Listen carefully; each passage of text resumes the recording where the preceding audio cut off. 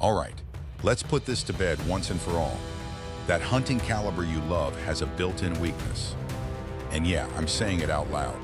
I don't care if you've been running it for 30 years. I don't care if it came down to you from your granddad. Every one of the most popular hunting rounds in America has a point where it can fail you, except one. Here's the setup. You get one rifle and one caliber.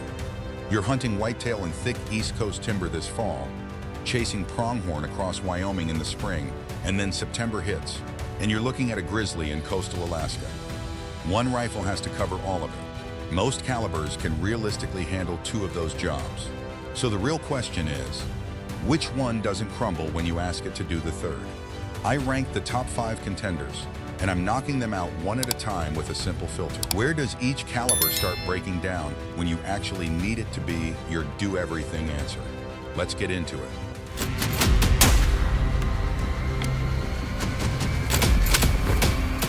Number 5, the .308 Winchester. The .308 might be the most reliable just works round ever put on a shelf. It showed up in the early 1950s, and it's from the same family as .762 NATO. So it carries that military-minded reputation in two big ways. One, ammo is everywhere. I mean everywhere. Gas stations, hardware stores, that little shop in a town with one stoplight. Two, rifles chambered in .308 exist in basically every action you can name. Bolt guns, semi-automatic rifles, lever actions, all of it. Ballistics are respectable. You're throwing a .30 caliber bullet, usually in that 150 to 180 grain range at roughly 2,700 feet per second. Recoil is around 18 foot-pounds of energy, which is a solid shove, but not the kind of thing that builds a flinch in most shooters. You can run it all day at the range and still have a good time. And for deer, hogs, and black bear inside 300 yards, the .308 handles business without any drama at all. It's also the most budget-friendly centerfire .30 caliber option you're going to find, and it's dependable in the way hunters actually appreciate. It simply works. So what's the fatal flaw? Distance, and the energy you have left once you get out there. When you start stretching beyond about 350 yards, the .308 starts running out of steam. It's a short-action cartridge with a smaller powder column, and it just doesn't hang on to enough energy to ethically cover elk or moose at the kind of distances Western hunting can demand. At 500 yards, you're sitting around 1,400 foot-pounds, barely over what a lot of folks consider the ethical floor for elk. And if what's in front of you has teeth and bad intentions, you're going to want more bullet and more speed than the .308 can reliably give you. It's the most trustworthy tool in the toolbox. But trustworthy up close isn't enough when you only get one rifle for everything. That's why it lands at number 5. Number 4, the .270 Winchester. If the .308's weakness is reach, then the .270 was basically born to solve that exact issue. This cartridge is straight up Americana. It's a .30-06 case neck down to a .277 caliber bullet, and what you get is a trajectory so flat it almost feels unfair. A 130 grain bullet is leaving the muzzle north of 3,000 feet per second. At 400 yards, you're dealing with very little holdover. For mule deer, pronghorn, and open country whitetail, the .270 is like a scalpel. Recoil comes in around 17.5 foot-pounds, just a touch softer than a .308. So it's very shootable for just about anyone, and it's easy to see why this round built such a following. Jack O'Connor made it famous a long time ago, and there's a reason so many hunters took their first buck with a .270. It reaches, it's accurate, and it's common enough that you don't have to hunt for ammo. So where does it crack? The .270, in most common factory loads, tops out around 150 grains for bullet weights. For deer-sized game, that's totally fine all day long. But when you need deep, straight penetration on a bull moose up close, or you need to break heavy shoulder bone on a coastal brown bear, that lighter bullet setup starts to become a real problem. It doesn't give you the heavy, high sectional density projectiles that reliably drive through thick muscle and bone on animals pushing over 800 pounds. The .270 is a precision machine, but precision without enough punch becomes a liability when the animal in front of you weighs about as much as a motorcycle. Fatal flaw? It can't consistently anchor the biggest, toughest game on the continent. Number 3, the 7mm Remington Magnum. Now we're stepping into serious territory. When Remington brought this cartridge out in 1962 alongside the Model 700, it changed how a lot of Americans looked at long-range hunting. The 7mm Rem Mag takes what the 270 does right and adds horsepower. You're sending bullets from about 140 to 175 grains, and that 150 to 160 grain zone is the sweet spot, screaming out past 3,100 feet per second. 7mm bullets also bring excellent ballistic coefficients to the table. At 500 yards, you're still carrying over 1,700 foot-pounds of energy. That's real elk power at distance. This is the kind of round you reach for when you already know the shot might be across a canyon in Wyoming or across a basin in Montana. It shoots flatter than the 270, it handles wind better, and it hits harder out there. For elk, moose, and big-bodied mule deer in open country, the 7mm mag is absolutely a top-tier performer. But it's not perfect. The fatal flaw here comes in two parts. First is recoil. You're around 23 foot-pounds of free recoil energy, which is a noticeable jump from the short-action cartridges. And a lot of hunters, especially the ones who don't get much practice time, will start to flinch somewhere around a box of ammo. That's just reality. Second, and this part doesn't get said enough, is cost and availability. You're not casually snagging 7mm Rem Mag at a gas station. You're paying more for it, and when shelves get picked clean, this is a caliber that can disappear fast. As a dedicated Western rifle, it's outstanding. But if it's your only rifle for everything, including the quick deer stand trip, where you want affordable ammo and a relaxed range day, it's more specialized than it needs to be. That's the flaw. Number 2. The 300 Winchester Magnum. The 300 Win Mag is the sledgehammer in this group. It takes the same 30 caliber bullet diameter, from the 308 and the 3006, and launches it from a belted Magnum case with a serious powder charge behind it.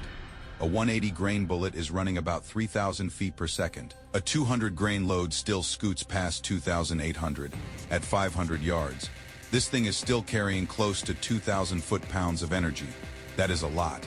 This is the cartridge Alaska guides trust for brown bear. This is what serious elk hunters tote when the shot could be 400 yards across a canyon with ugly wind doing ugly things. If your priority is making sure what you shoot doesn't go far, the 300 Win Mag does that with authority. So why isn't it number 1? Because the fatal flaw is simple. For most people, the 300 Win Mag is just too much gun for the majority of their hunting life. Recoil sits around 30 foot-pounds. That's borderline punishing. A lot of shooters can't run 40 rounds of 300 Winchester Magnum in a range session without their accuracy starting to unravel. And if you can't afford to practice, or you can't physically enjoy practicing, then your rifle isn't going to be there for you when it matters. Ammo is also expensive. You're looking at roughly 40 to 50 bucks a box for decent hunting loads, and that makes range time add up fast. And here's the truth. Probably 70 to 80% of the hunting most Americans actually do is whitetail and hogs inside 200 yards. Running a 300 Win Mag for that is like driving a dump truck to go grab groceries. Yeah, it'll do it, but you pay for it every time. In fuel, in wear, and in pure misery. The 300 Win Mag rules the top end of the chart. But if you're only keeping one rifle, you need something you'll want to shoot enough to stay sharp. For most people, that knocks the 300 Winchester Magnum out of the number 1 spot. Number 1, the 3006 Springfield. Every caliber we just talked about has a fatal flaw that keeps it from being a true one. And done answer. The 308 runs out of range. The 270 runs out of bullet weight. The 7mm mag costs more and kicks harder. The 300 Win Mag beats you up until you stop practicing. The 3006 doesn't have that kind of disqualifying weakness. That's why it's number 1. Not because it's the best at any single thing, because it's the only caliber on this list that doesn't completely let you down in one of those roles. Adopted by the U.S. military in 1906, the 3006 has been proving this point for more than a century. The case is longer than the 308. Which means you can push the same 30 caliber bullets roughly 100 to 200 feet per second faster. A 150 grain load runs about 2,900 to 3,000 feet per second. A 180 grain hunting bullet sits around 2,700. Recoil is about 21 foot-pounds. Solid but absolutely manageable without a muzzle brake. But what truly separates the 30-06 from everything else is the bullet weight spread. You can load it with 125 grain varmint rounds for prairie dogs and coyotes. You can run 150 or 165 grain soft points that are flat out deadly on deer and hogs. And when it's time for the big stuff, elk, moose, brown bear, you can step up to 200 or even 220 grain bonded and controlled expansion bullets that drive deep and straight, even through heavy bone. No other caliber on this list gives you that kind of flexibility in the same platform. The 270 can't go heavy enough. The 308 can't push those heavier bullets fast enough. The Magnums can push them, but they punish you for it. Ammo availability, the 30-06 is everywhere. Every gun shop, every sporting goods section, every small town store that sells ammo has 30-06 on the shelf. Price is fair. Not as cheap as 308, but nowhere near Magnum pricing. And rifles chambered in 30-06 are so common, you can buy one in basically any style at any budget level from any major manufacturer.